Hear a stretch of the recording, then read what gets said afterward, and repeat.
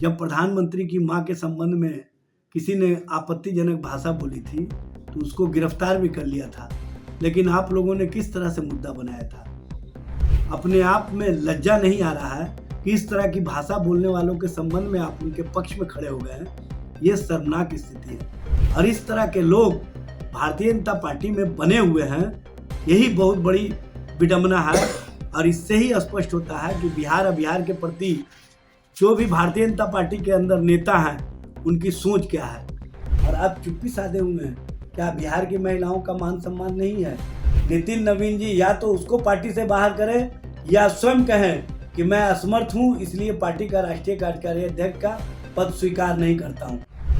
उत्तराखंड सरकार में मंत्री रेखा आर्य के पति गिरधारी लाल साहू द्वारा बयान दिया जाता है कि जिसकी शादी नहीं हो रही है वो बिहार चले जाए, वहां 20 से 25 हजार में लड़कियां मिल जाती हैं। इस बात को लेकर पूरे बिहार के अलावा देश में चर्चा तेज हो गई। आपको बता दें कि लगातार राजनीतिक गलियों में हलचलें तेज हो गई हैं और लगातार इस पे पक्ष विपक्ष दोनों की ओर से बयानबाजी शुरू हो गया है। लेकिन अभी भी बिहार बीजेपी की ओर से कोई ऐसा स्टेटमेंट नहीं दिया गया है जिससे लगे कि बिहार की महिलाओं के सम्मान में भाजपा जो है अभी तक ऐसा ठोस कदम उठाने वाली है। इसी को लेकर हमारे साथ बातचीत करने के लिए राजद प्रवक्ता एजाज अहमद हैं। सर क्या कुछ किया?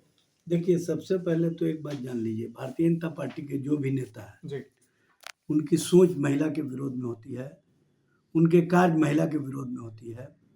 और भारतीय जनता पार्टी ऐसे लोगों को संरक्षित करती है। कुलदीप सेंगर को देख लीजिए, ब्रिजभूषण शरण सिंह को देख लीजिए, आप गिरधारी लाल साहू, जिस तरह से बिहार की महिलाओं को उन्होंने कहीं न कहीं सौदेबाजी के तहत और सौदेबाजी वाली बात की है और कहा बिकाऊ।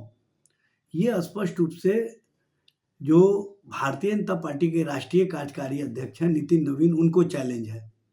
उनके अध्यक्ष बनने के बाद इस तरह की भाषा बोलने वाले उत्तराखंड के मंत्री के पति और उन पर कोई कार्रवाई नहीं होना, उनके संबंध में भारतीय जनता पार्टी के अंदर उल्टे जो बिहार के डिप्टी सीएम हैं विजय सिन्हा जी, वो कहते हैं माफ़ी मांग लिया इसलिए माफ़ कर देना चाहिए। विजय सिन्हा जी, मैं आप ही से पूछना चाहता हूँ, जब प्रधानमंत्री की मां के संबंध में किसी ने आपत्तिजनक भाषा बोली थी तो उसको गिरफ्तार भी कर लिया था, लेकिन आप लोगों ने किस तरह से मुद्दा बनाया था। आप लोगों की माँ बहन की इज्जत होती है और बिहार की माँ बहन की इज्जत नहीं है, बिहारी की माँ बहन की इज्जत नहीं है।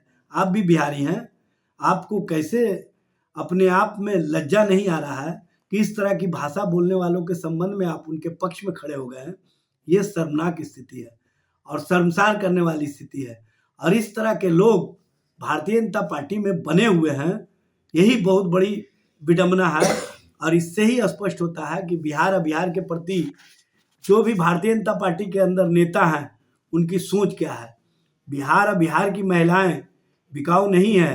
बिहार की महिलाओं के संबंध में आप जिस तरह की भाषा इस्तेमाल करवा रहे हैं, इसके लिए प्रधानमंत्री नरेंद्र मोदी जी को ट्वीट करना चाहिए।